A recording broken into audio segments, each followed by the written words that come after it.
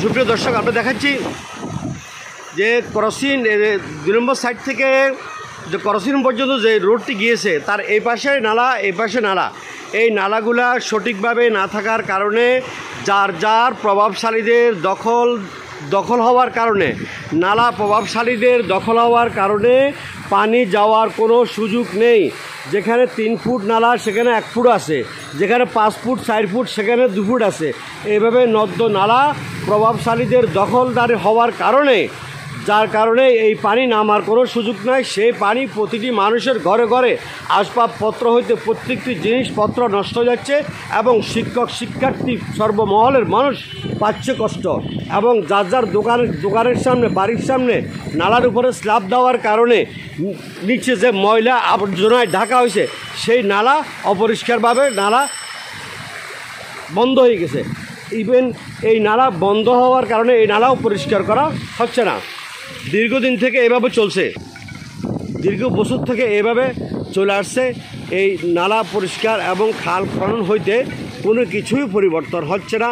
দীর্ঘ বছরকে বছর এই জলবদ্ধতা থেকে যাচ্ছে বন্দরনগরী চট্টগ্রাম 38 নং ওয়ার্ড সহ 41টি ওয়ার্ডের বিভিন্ন স্থানে এই জলবদ্ধতার সৃষ্টি। আপনারা দেখতে পাচ্ছেন যে মেন সড়কে যদি এই পানি থাকে, অথচ মহিষখাল সেতুর নিচে পানি নেই। মহিষখালের ওই জায়গা দিয়ে পানি নেই, পানি কারণ যাওয়ার কোনো সুযোগ নেই।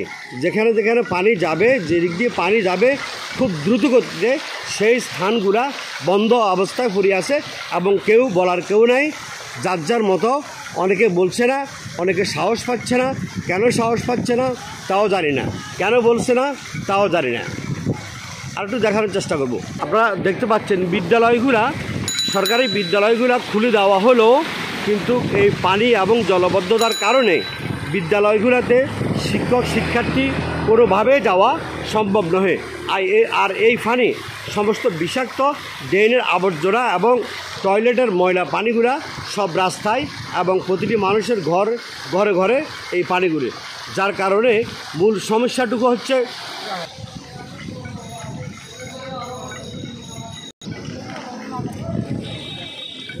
যেদিক দিয়ে পানি অতি দ্রুত গতিতে নামবে সেদিক দিয়ে পানি নামার কোনো সুযোগ নাই। প্রত্যেকটা জায়গায় খাল দখল করে নির্মাণ করা হয়েছে ভবন, খাল দখল করে নির্মাণ করা হয়েছে দোকান।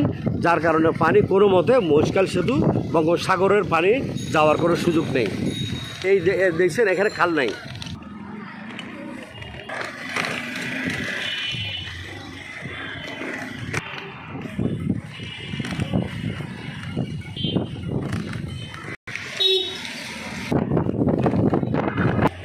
সুপ্রিয় দর্শক, একটু আগে আপনারা যে দৃশ্যটা দেখছেন সেই দৃশ্যর তার বাস্তব চিত্র দেখাচ্ছি আমি 2 নম্বর সাইডে হইতে এবং বিভিন্ন এলাকাতে যে সকল পানি যেখানে জমায়েত হয়েছে পানি রাস্তা এবং প্রত্যেক মানুষের ঘরবাড়ি ডুবন্ত অবস্থায় আছে, মানুষ পানিবন্দী।